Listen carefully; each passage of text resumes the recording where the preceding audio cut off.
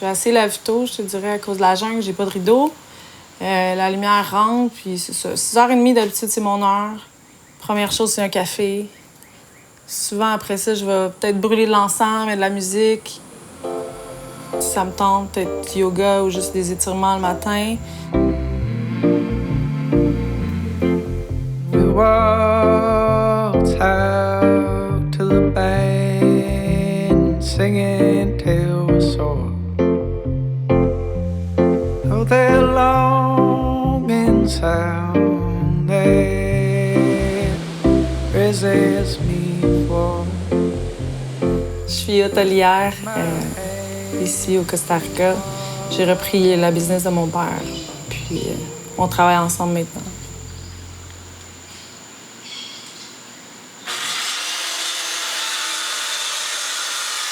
Je suis menuisier, le rêve du Sud, on l'a tout eu, je l'ai eu. Puis j'ai dit, je m'en vais dans le Sud parce que j'avais laissé ma compagne. Puis je l'ai resté dans mon chalet, puis j'avais gelé. Fait que j'ai dit, là, je m'en vais dans le Sud. Mais un ami m'a dit qu'il y avait un terrain. Au Costa Rica, on va avoir un terrain, 5 000 $, c'est ça que j'achète. 15 par 20 mètres en pente. J'ai fait les plans.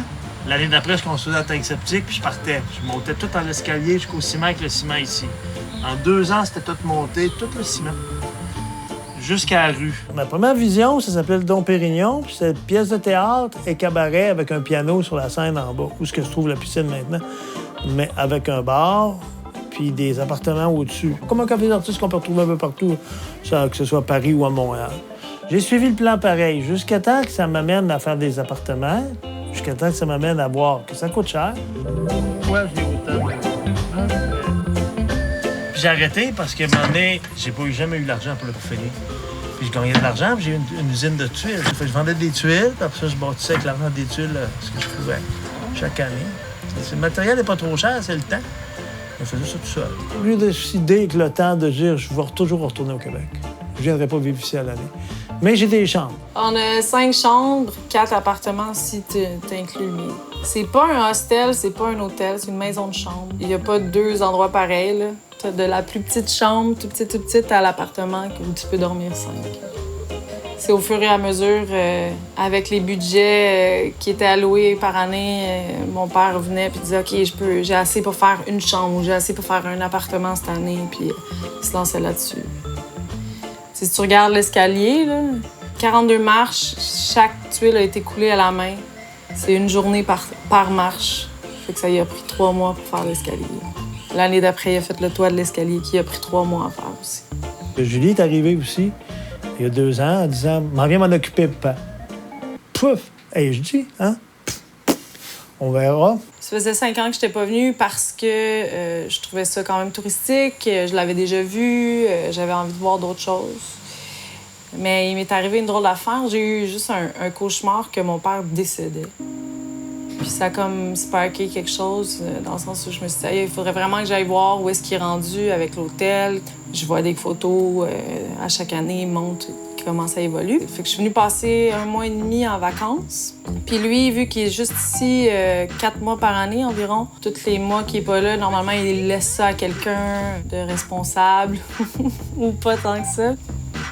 Fait que j'ai rappelé mon père. Je dis « Ah, c'est bon, je vais reprendre l'hôtel, t'as pas à t'inquiéter. » Puis il voulait rien savoir, là. Il me raccrochait la ligne au nez. Il disait « T'es folle, tu peux pas faire ça toute seule. Tu penses que c'est un camp de vacances. Tu veux juste aller à la plage. » Je garde espoir de m'échapper loin de la raison, de prendre le chemin le plus court vers mes émotions.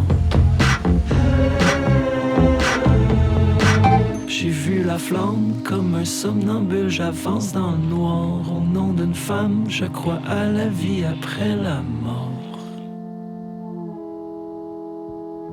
Je suis retournée au Québec vraiment avec plein de signes, plein de choses qui ont fait que je me suis vraiment décidée, c'est ça que je voulais faire, je voulais l'essayer. Puis pas l'essayer pour quelques mois, mais vraiment l'essayer pour au moins un minimum d'1 an.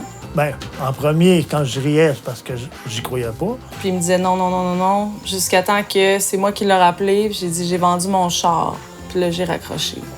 Puis là, il m'a rappelé.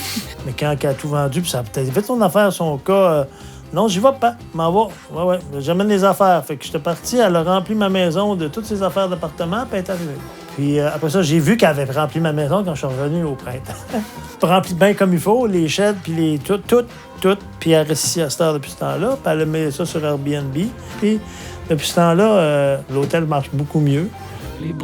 C'était peut-être pas mon rêve d'envie d'être hôtelière, mais le fait que c'est moi qui gère l'hôtel, la flexibilité que ça me donne, le temps à côté que ça me donne, puis l'espace que j'ai pour créer d'autres choses à côté, c'est ça qui est pour moi le highlight.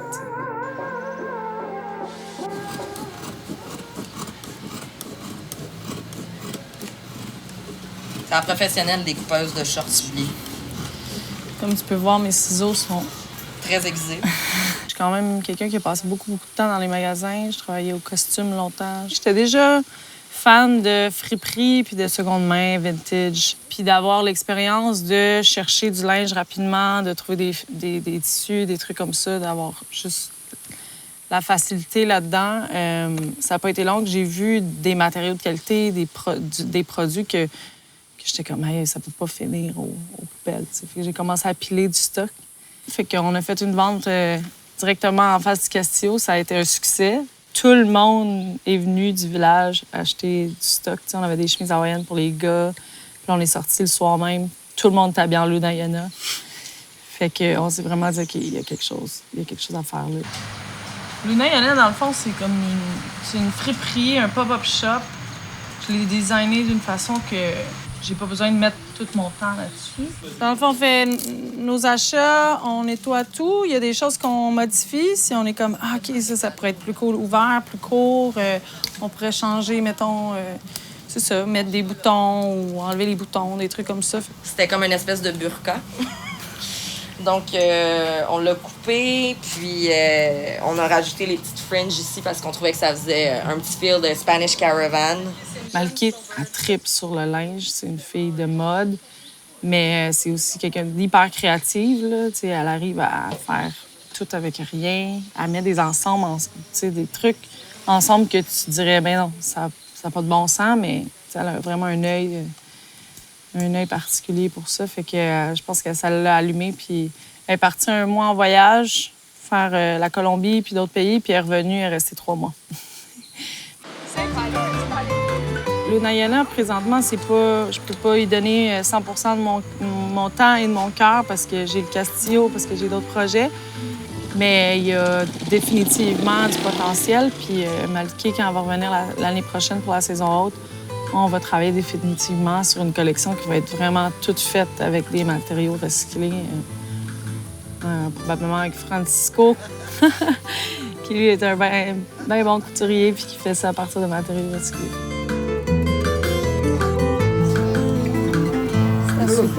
Sí, wow. Lindísimo. Hago cosas con material reciclado. Tous les artisans, les couturières qui pourraient faire des trucs de leurs mains ne le font pas parce qu'ils se font shipper des containers de stock par l'Amérique du Nord et ailleurs. T'sais, sachant que l'Américain moyen jette 80 kilos de vêtements par année, la roue tourne plus. Il y a beaucoup trop de stock qui finit perdu. Puis tout ce qui n'est pas vendu dans un pays comme ici, par exemple, va finir aux poubelles. Donc, dans ma boutique à moi, si c'est pas vendu, je sais que ça termine aux poubelles.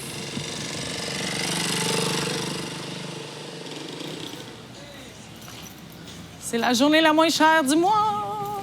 Winning at life.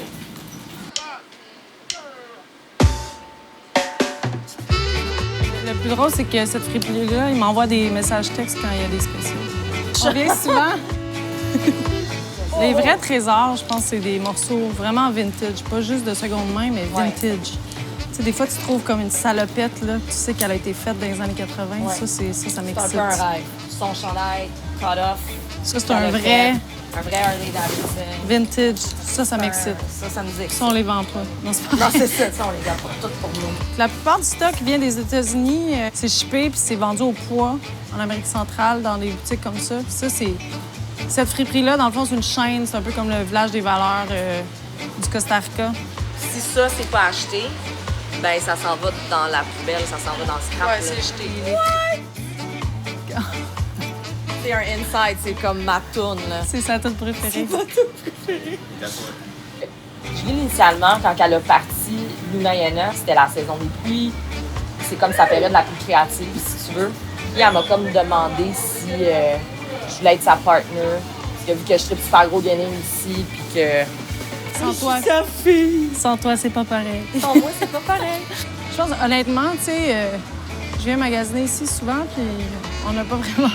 On cherche pas les mêmes affaires, on n'a pas le même style, fait que nous, on vient vraiment chercher des morceaux qui resteraient là de toute façon.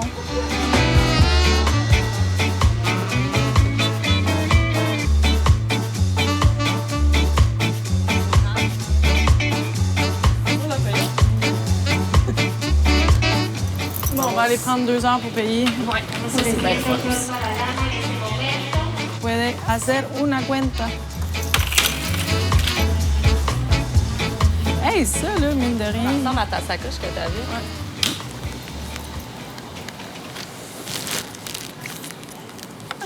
J'étais obligée de prendre le sac de plastique.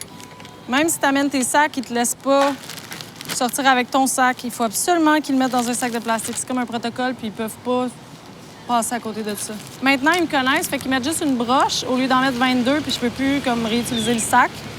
Fait que je les réutilise, mais c'est ça, on n'est pas rendu là, tu sais.